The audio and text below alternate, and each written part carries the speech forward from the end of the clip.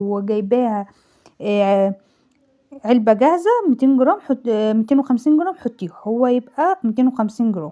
هافضل اقلب فيه كده لحد لما احس لونه غمق معايا.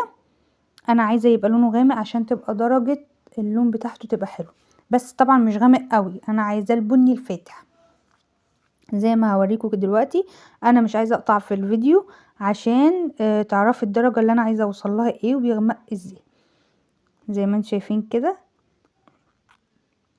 بقلب كويس عشان ما يتحرقش من حتة وحتة لأ.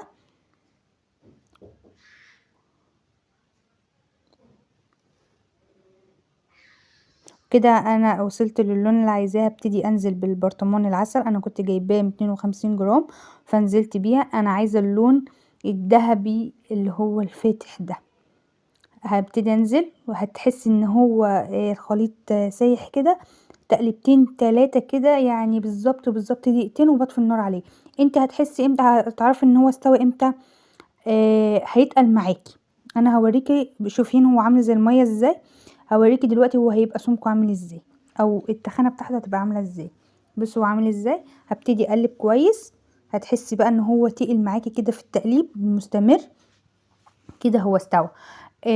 لو رفعتيه من على النار وحسيتي ان هو تقيل قوي هتحطي له معلقه من الميه وتقلبيه، معلقه من الميه وتقلبيه هتلاقيه فك معاكي. لو لسه تقيل هتضيفي معلقه كمان. لو خفيف بقى معاكي وما طلعش يعني طلع خفيف شويه هتحطيه على النار وتديله يا دوبك تقلبتين 2 وهتطفي عليه هيتقل معاكي. بصوا هو اللون بتاعه ظبط ازاي وتقل معايا ازاي. انا عايزاه كده ليه؟ لان انا لما انا هصبه دلوقتي هيبقى سائل شويه، يبرد شويه وهتلاقيه جامد معاكي. وتسيبيه بره، او لو مستعجله عليه حطيه بس في التلاجة. بس حطي كيسة عليه على وشه كده عشان ما يعرقش معاكي، وحطيه في التلاجة وتستخدميه كده. انا كنت طفيت عليه اصلا بس بوريكم هو بقى عامل ازاي. ده كده اللون والقوام بتاعه المظبوط جدا.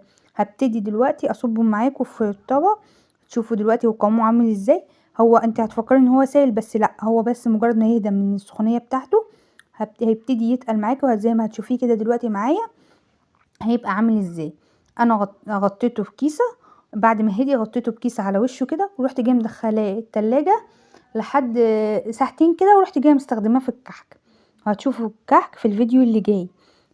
لو لسه مش متابعاني اعملي تابعيني، اعملي اشتراك وكومنت حلو ولايك جميل منك. كده زي ما انتم شايفين طريه خالص وحلوه وما بتاخدش وقت خالص وهتطلع معاكي ناجحه ومظبوطه من اول مره. لو استفدتي من الفيديو ما تنسينيش في لايك وكومنت حلو. باي باي.